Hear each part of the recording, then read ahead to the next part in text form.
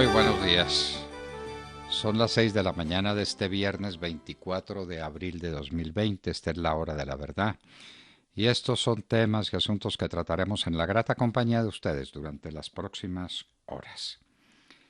El problema de autoridad, nos dicen o insisten en que hay un conflicto de competencias y de facultades entre el presidente de la República y el alcalde de Bogotá. Nos limitamos nosotros a recordar el artículo 315 de la Constitución Nacional. Artículo 315 de la Constitución Nacional. Ahí está resuelto el tema. Para los que tienen dudas sobre quién manda, y entonces que el uno manda, pero que no manda, pero que sí manda, pero que la alcaldesa puede, que lean, es que no leen la Constitución, lamentablemente. Nosotros la leeremos con ustedes. El caso Moody's. Moody's le pone la lupa a la economía colombiana. Lo dijimos nosotros ayer. La prensa había resuelto callar ese problemita. Es un problema enorme, gigantesco, que hay que enfrentarlo. Y además es muy injusto. Lo que hace Moody's con Colombia y con la banca colombiana es absolutamente injusto. Pero el tema central es que Moody's dice la banca colombiana no es estable porque el gobierno la va a obligar a tomar decisiones antitécnicas que ponen en riesgo el equilibrio de los bancos y la suerte de muchos créditos que otorga. Pero eso es completamente injusto. No se arreglan las cosas ocultándolas. Lamentamos, nos dirán ustedes, bueno, pero seguramente tendrán al presidente de la asociación bancaria, ¿no? Hay gente que está demasiado ocupada para atender los problemas reales. Al país hay que explicarle, los problemas hay que enfrentarlos y hay que resolverlos. Esto que hacen las calificadoras de riesgo es injusto con un país que ha tenido el comportamiento bancario que ha tenido Colombia. El coronavirus sigue su marcha. ¿Cómo funcionarán las aperturas? Es lo que nos preguntamos. Que hay que abrir, estamos de acuerdo. Parece que estamos llegando a un punto de saturación de las cuarentenas y de los encerramientos. A unos los afecta más que a otros. Otros estamos pues muy tranquilos con que nos condenen a seguir leyendo y a seguir estudiando más. Pero para mucha gente se está volviendo esto insostenible. Hay brotes de indisciplina cada vez más serios y esto apenas está empezando. Lo dice la Organización Mundial de la Salud y lo dice una persona tan seria como Angela Merkel en Alemania. El presidente Trump dice otra cosa. Sus asesores, sin embargo, no están de acuerdo con él. El director de Planeación Nacional nos dice lo que se está haciendo en Colombia para atender a los más necesitados. El gobierno de Colombia se ha batido muy bien en este campo. Nosotros seguimos echando de menos en que haya un plan definitivo y serio para salvar la pequeña y la mediana industria de de un naufragio definitivo. Pero de todas maneras se han hecho cosas brillantísimas y el país tiene que estar agradecido, pero sobre todo tiene que estar unido y dispuesto a atender las órdenes y las direcciones de quien tiene la batuta, que es el presidente de la República. La movilidad en Bogotá se dirige desde Buenos Aires. El concejal Andrés Forero ha hecho unas acusaciones muy serias. Un secretario de movilidad de Bogotá no está en Bogotá, sino que está en Buenos Aires. No está en la carrera séptima, sino en la avenida Corrientes o en la Santa Fe. Y pues no está en la Plaza de Bolívar, sino en la Plaza de Mayo. Y desde allá dirige la movilidad de Bogotá y celebra unos contratos que, válganos Dios, el concejal Forero nos lo explicará. Las crueldades de Trump con migrantes y estudiantes de toda una vida en Estados Unidos. Es uno de los temas más complicados. Es que se trata de muchachos y de gente que no tiene otro país que el de los Estados Unidos.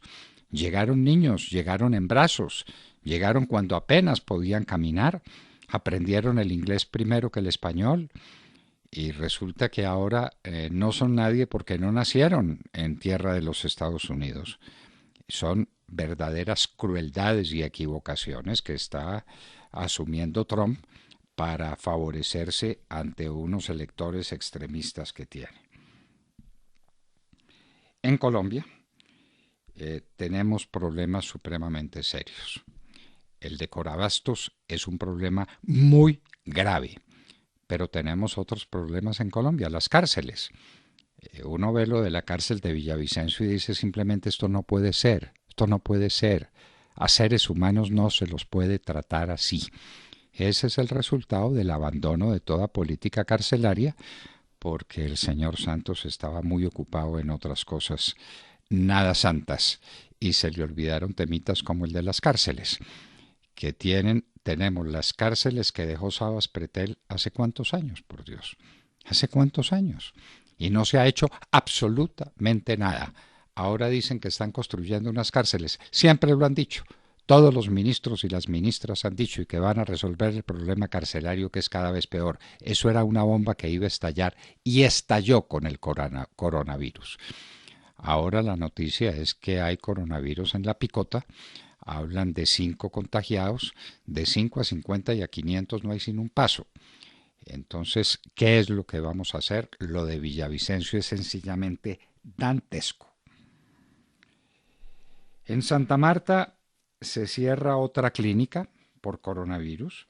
Hay una clínica en Pereira que está afectadísima y la de La Paz, la clínica psiquiátrica en Bogotá, eso es dramático. 40 contagiados entre la gente que dirige la clínica y de los internos, ¿qué se dirá? ¿Que están aliviados o que simplemente no les han tomado las muestras? Estamos de acuerdo con un médico que salió al aire por unas líneas de estas, iracundo, con una senadora cercana a nuestros afectos, que resolvió mostrarse tan optimista como Bolsonaro. Este es un problema, para nosotros este es un problema científico, es un problema médico. Es como si quisiéramos intervenir en un acto quirúrgico y decirle al médico qué es lo que tiene que hacer. Pues no. No sabemos el tema y hay que respetar la ciencia médica, que tiene que ponerse de acuerdo, que tiene que trazar caminos, que tiene que resolver los problemas gravísimos que estamos viviendo. En Estados Unidos llegan a 26.4 millones de las solicitudes de auxilio por desempleo. 26.4 millones. Bloquean en Molinos la entrada de ayuda a USME. Politiqueros y ediles, dice la alcaldesa. Esto no hay derecho. No hay derecho. Es decir, que bloqueen la entrada de ayuda a un determinado sitio porque hay un edil, hay un politiquero de estos que quiere que le favorezcan más al sitio donde tiene los votos. Esto es inaudito. Inaudito. Pero bueno, son cosas que pasan y hay que contarlas. En Italia, de un plumazo, eliminaron 230 diputados y 115 senadores. Quedaron muchos todavía. El Parlamento italiano es de los más grandes del mundo, pero le cortaron la tercera parte de una vez. Un ejemplo, lo que se quiso hacer con el referendo del 2003 y que no permitió cierto personaje que anda por ahí por el mundo, dizque cumpliendo órdenes superiores. La Cámara de los Estados Unidos aprueba la cuarta gigantesca ayuda, óiganlo bien, de 500.000 millones de dólares. Objetivo fundamental, apoyar y defender la pequeña industria en ese inmenso país. El 50% de los muertos que se han registrado en Europa han muerto en ancianatos. Eso es un tema gigantesco de orden moral y de orden social. Los ancianatos los dejaron abandonados a su suerte, se dedicaron a los hospitales y los viejitos a morirse en los ancianatos. ¿Y dónde está Kim Jong-un? Dicen por ahí que con Ortega y Petro está esperando el otro gran milagro. Petro se curó con una endoscopia, pues es un caso que no tiene antecedentes en la ciencia médica. Cuando pase el coronavirus, los médicos del mundo se van a dedicar a estudiarlo. Y con Ortega pasó algo similar. Estaba desaparecido y apareció. Kim Jong-un no aparece. Aparecerá otra estrategia de estos autócratas por hacerse notar a través de ausencias fingidas. México, estando cerrado, aumenta el número de homicidios. La coca no perdona. México resolvió importar la cocaína colombiana y quedó sumida en un vórtice de violencia aterrador, espantable. El Brent, el petróleo Brent, está a $21.63 y el WTI a 16,50. A estos niveles, la industria petrolera colombiana no es viable. No es viable. No es que gane poco, no es que le vaya mal, sencillamente no es viable. México está al borde de la crisis por coronavirus y nada menos que los casos se concentran en el Distrito Federal y en Tijuana, porque primero era una cosa más o menos remota, pero mire pues en lo que estamos. La pandemia apenas empieza en Alemania, dice Angela Merkel. El gobierno canadiense también se queja de la mala calidad de productos chinos, de respiradores que compraron de China. Esto no es solo allá. Acá también trajimos cosas que al parecer no sirven o sirven muy mal, que es peor que no sirvan en estas condiciones. El Ecuador, con pruebas, practicando pruebas, la tasa de infectados se duplicó de 11.000 a 22.000. ¿Cuál será la realidad? Y nos preguntamos la nuestra. ¿Qué pasó con las muestras que se iban a empezar a practicar el lunes de esta semana? Estamos terminando, se acabó la semana y no sabemos de la práctica de las pruebas. ¿Qué pasó? La Florida no llega al pico. Tiene 29.648 contagios con 987 muertos. DeSantis, el gobernador, tampoco tiene razón. Murió en los Estados Unidos el hermano mayor de la precandidata Elizabeth Warren, la candidata demócrata, recuerden ustedes que estaba compitiendo muy duramente en las primeras vueltas que se hicieron en el Partido Demócrata, los primeros caucusos, pues murió el hermano mayor de Elizabeth Warren. Y en Hoy en la Historia, año de 1184, aquí fue Troya. Los griegos penetran en la ciudad de Troya. Lo que eso significa para la cultura humana, para la historia de la humanidad, la guerra de Troya. De todo esto y de mucho más hablaremos con ustedes en las próximas horas en la Hora de la Verdad. Y recuerden que en estos tiempos de estar en casa son muchas las opciones que tienen para sintonizarnos. Estamos como siempre en los dispositivos móviles a través de TuneIn. También estamos a través de Facebook Live o a través de nuestra página de internet www.lahoradelaverdad.com.co. Por supuesto estamos también a través de la señal de Radio Red de RCN en los diales 710 AM en Medellín, 1200 AM en Cali y 970 AM en Bogotá.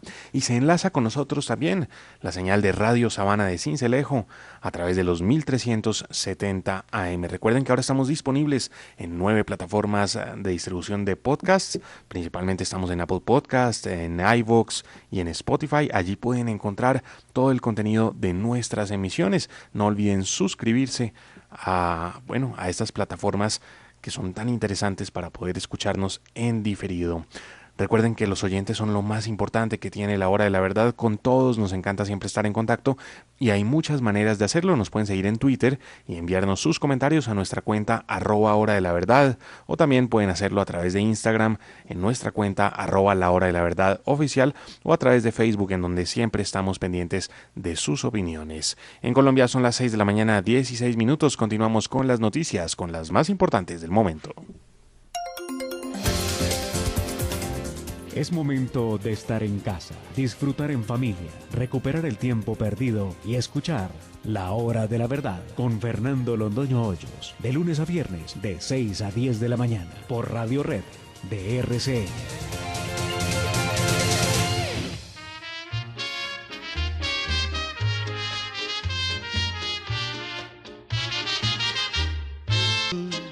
Qué canción y qué voz. Bobby Capó está interpretando Piel Canela. Con esa hermosa canción alegre y muy nuestra, saludemos la mañana, Sergio Gel. Doctor Londoño, muy buenos días para usted, para todos nuestros oyentes. Pues gran canción para cerrar la semana. Una semana que se cierra en Colombia con 4.561 casos de COVID-19. Estas según las últimas cifras presentadas por el Ministerio de Salud, y se conocen datos muy complicados dentro de esas cifras. Datos pues de dónde están ocurriendo estos casos, y algunos sitios por supuesto son muy sensibles para el funcionamiento de la sociedad, como lo es el caso de Corabastos, la central de abastos mayorista que surte de alimentos a la capital del país. Allí y en 2 bodegas se han confirmado ya 7 casos de COVID-19, lo que ha prendido las alarmas de las autoridades distritales al extremo incluso de hacer un llamado muy complicado, y es el de evitar precisamente ir a Corabastos, pues algo que resulta muy difícil para quienes se abastecen de allí, las tiendas, todos estos tenderos, todos los mercados que llevan desde Corabastos y hasta los barrios precisamente los productos que llegan desde el campo y hasta la ciudad. Así que es un llamado, por supuesto, muy polémico, muy complicado, y por supuesto que hay mucha preocupación en esta central de abastos mayorista que surte a la capital del país, que bueno, ya se han implementado allí un montón de protocolos de desinfección para evitar que se siga propagando el virus en ese sitio que resulta ser neurálgico para el abastecimiento de los capitalinos. Y mientras eso es lo que ocurre en Corabastos, pues no podemos quitar el ojo a lo que ocurre en las cárceles del país, y particularmente a lo que está ocurriendo en la cárcel de Villavicencio, en donde la cifra de contagios asciende ya a 109 personas, y siendo pues por supuesto la cárcel de Villavicencio el mayor foco de infección en las cárceles de Colombia. En total en las cárceles del país se registran 116 casos de COVID-19, pero de nuevo son 109 de ellos los que se encuentran en la cárcel de la capital del Meta, en donde la situación es verdaderamente dramática. Allí, en esa cárcel, pues hay por supuesto personas que han cometido delitos, personas que han sido condenadas por la justicia colombiana. También hay personas privadas de la libertad aún sin ser condenadas, esperando pues que se adelanten los procesos en su contra. Pero mientras ello ocurre, estas personas pues no dejan de ser seres humanos, no dejan de ser personas que buscan ser precisamente objeto de procesos de resocialización en medio de las condenas que están purgando, y ellos, como nadie, pues no merecen estar en una situación como la que están viviendo precisamente allí, en unas cárceles repletas de hacinamiento, unas cárceles con unas situaciones de salubridad absolutamente deplorables, y en donde vale preguntarse qué está pasando con los derechos humanos de estas personas que están allí hacinadas y ahora pues expuestas como lo están al coronavirus. Pues muy complicada la situación en las cárceles del país, esto a pesar de que se ha hablado ya de la posibilidad de excarcelar a 4.000 internos de las cárceles de Colombia, pero pues con 4.000 internos poco es lo que se hace, porque los niveles de hacinamiento pues alcanzan unas cifras en donde vemos cómo son más de 30.000 las personas que le sobran, podríamos decir, al sistema carcelario o a la capacidad del sistema carcelario. Vamos a ver pues qué decisiones toman las autoridades en esta materia, particularmente desde el Ministerio de Justicia, en donde pues a veces cree uno poco se ha hecho.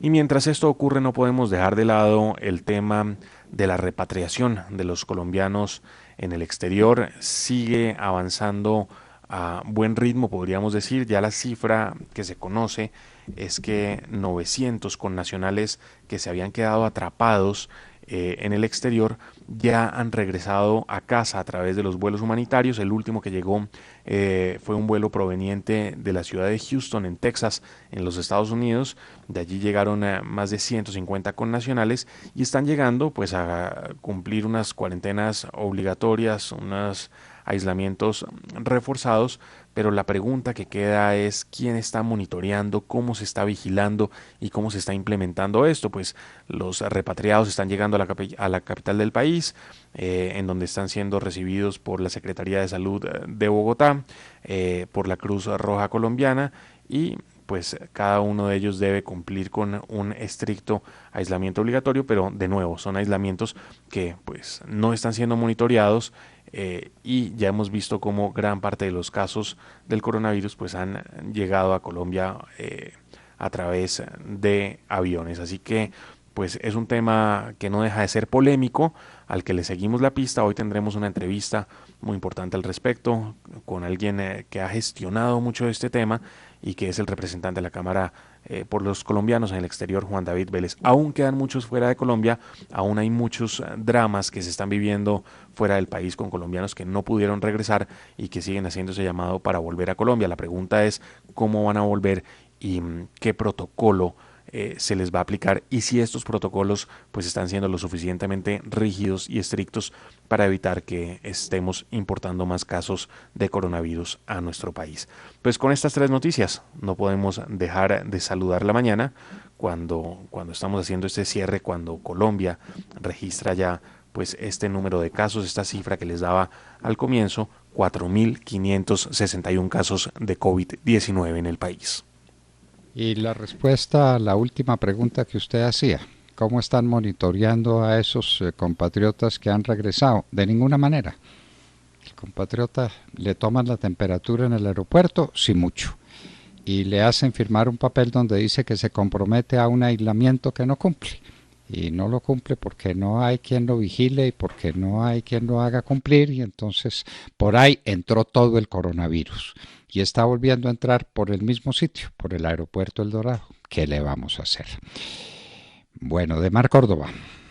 Doctor Fernando, compañeros de la mesa, oyentes de la hora de la verdad, muy buenos días. Pues por estos días complejos, más para uno que otros, hay un sector de la población que está sufriendo las consecuencias del confinamiento por el COVID-19. Estos son los consumidores de sustancias psicoactivas que en algunos casos se han visto obligados a reconocer en sus hogares, para dolor de sus familias, que tienen adicciones o que el precio de lo que consumen ha aumentado y el bolsillo no aguanta luego de más de 20 días de cuarentena.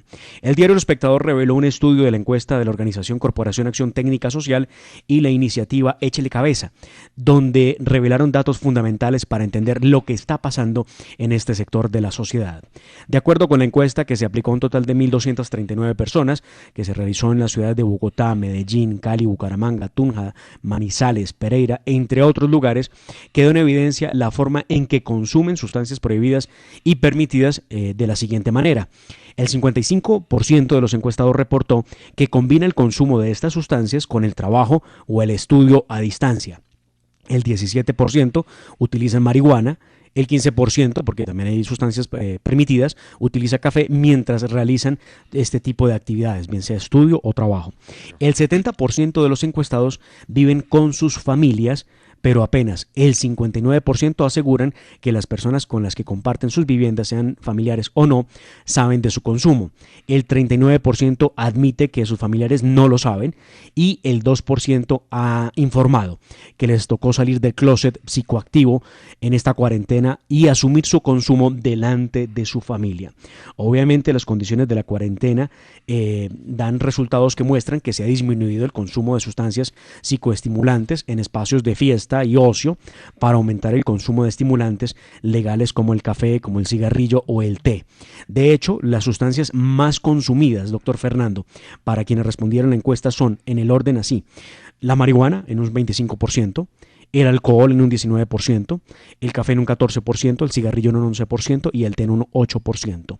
Frente a los que descendieron el consumo de alucinógenos, tenemos que reportarlo, en un 6% descendió ese consumo, las bebidas energizantes descendieron en un 3%, la cocaína en un 2% y el MDMA, que es una forma de éxtasis, también disminuyó en un 2%. Usted se ha preguntado en reiteradas ocasiones a través de la hora de la verdad qué ha pasado con las ollas y cómo están haciendo los consumidores para enfrentar el síndrome de abstinencia. Y es que, aunque el 79% de los consumidores de drogas respondieron que se aprovisionaron para pasar la cuarentena, ya el 12% han anunciado que se les ha acabado la provisión cuando contestaron la encuesta, al 43% no le alcanzará para terminar el aislamiento y un 45% considera que sí tiene suficientes provisiones, pero está preocupado porque no sabe cuánto vaya a durar la cuarentena. La abstinencia sigue siendo la preocupación latente en ellos, pues una tercera parte de los encuestados reportaron haber sentido síntomas asociados a ella por no poder tener acceso a las drogas que tienen en condiciones normales. Pero no solo deben lidiar con su problema de consumo, que puede degenerar en algunos casos en violencia intrafamiliar, sino también en la dificultad para conseguir las drogas o comprarlas por el aumento en el precio. El 73% de los encuestados considera que hoy conseguir las drogas es muy difícil. El 65% reportó un aumento en los precios dependiendo de la sustancia ilegal que quieran adquirir. Ese aumento, ellos dicen, oscila entre el 25 y un 50% por encima del valor de que se consiguen en condiciones normales. Sumado esto a la disminución en la calidad de las drogas, que fue reportado por la tercera parte de los encuestados. Y por último, doctor Fernando, esta encuesta de Échale Cabeza revelada por El Espectador indica, en cuanto a la forma de adquisición de la sustancia, que el 43% aseguró que la adquiere saliendo de su casa y que la recibe en un punto de encuentro, mientras que un 14% aún se desplaza a una olla o una calle en el barrio en el que vive. Como quiere que sea, doctor Fernando, es evidente que la cuarentena servirá de oportunidad para que muchos que han caído en desgracia del consumo replanteen su situación y no sigan en esa práctica que destruye familias y obviamente el tejido social, empezando por el propio consumidor. ¿Me permitirá ser sincero y muy directo? Señor, claro. ¿Quién es el imbécil que pone el café al lado de la cocaína y de la marihuana? Ese es un absoluto cretino. El café es nuestro producto insignia. El café es un producto natural, 100% natural. El café no es alucinógeno. El café no tiene ninguna de esas capacidades destructivas horrorosas. ¿Pero qué es esto, por Dios? Entonces hacen el análisis y entonces los que consumen cocaína y los que consumen marihuana y los que consumen éxtasis y los que toman café. Y es una encuesta que hacemos en Colombia de mar. ¿Usted se imagina esto?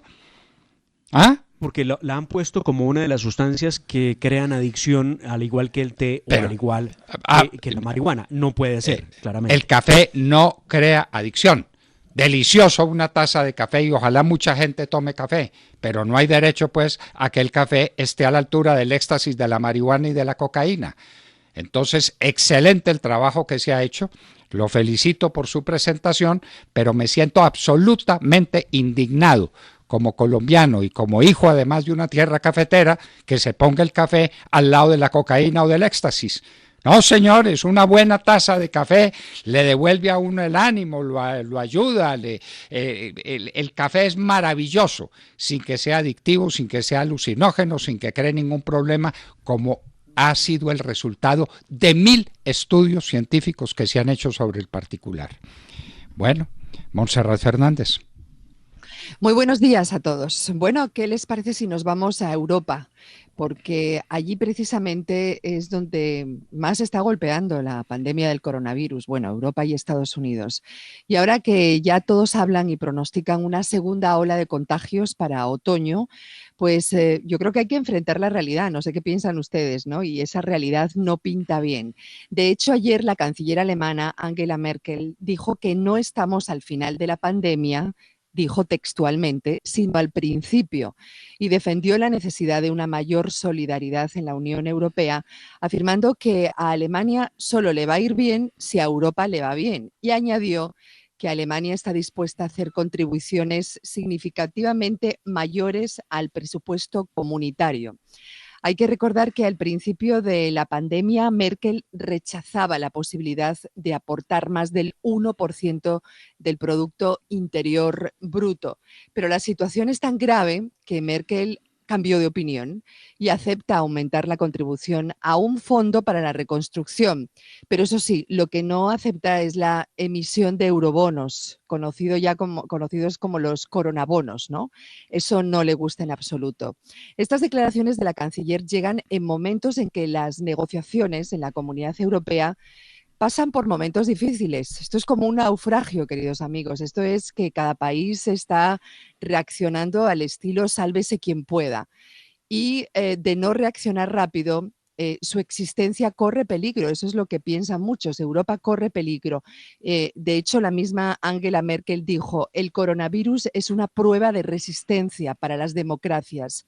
Y añadió que hay que empezar a plantearse cuál es la Europa que quieren sus miembros cuando todo acabe. Si quieren una Europa solitaria, es decir, solitaria de mercado, o una Europa solidaria en todos los terrenos, solitaria o solidaria. Vamos a ver en qué acabará todo, ¿no? Vamos a ver. En todo caso, Monse, queda presente que si eso pasa en Alemania y si eso lo dice Angela Merkel, que es sin duda el jefe de Estado más importante de toda Europa y Sí. probablemente del mundo. Vaya uno a saber, ¿no? Vaya uno Oiga, y qué lástima, ¿no? Porque en otoño se va. Sí, lástima, es, lástima. Y usted sí sí. vio el dato que di que los 7 países que a los que mejor les ha ido en la lucha contra el coronavirus están Alemania, gobernados sí. por mujeres, ¿no? Siete Sí, países. sí, Y sí. todos, y todos los jefes de Estado de esos 7 países son mujeres. Bueno, Sí, hacen esa, falta más mujeres en el poder. hacen falta más Bueno, mujeres en el o por lo gobierno. menos, bueno, o por lo menos mujeres buenas. También hay casos No, pero dramáticos, claro, ¿no? pero Mire, claro. mire la Argentina en su momento, ¿no? Bueno, Eh, bueno. Ni me lo Sí, recuerde, ni me lo sí, recuerde. sí, sí. Bueno, y en un minuto estaremos con Juan David Vélez, representante a la Cámara por los colombianos en el exterior, a propósito de los colombianos que están llegando, unos deportados, otros porque se fueron a pasear y se quedaron varados en el exterior y los están repatriando y suponen un peligro gravísimo para la salud de todos con el coronavirus. Juan David Vélez estará con nosotros en un minuto en la hora de la verdad. Cuando son las 6 de la mañana, 34 minutos.